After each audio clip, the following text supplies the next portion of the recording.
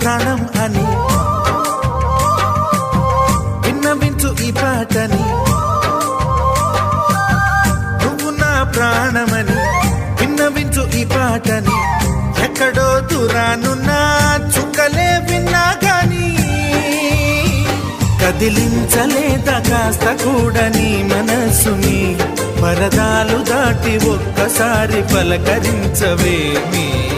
అందరినీ ఇలా వెంటపడి అడగాల సరదాగా నువ్వే ఎదురైతే సరిపోదా. నిద్రపోతున్న రాత్రి నడిగా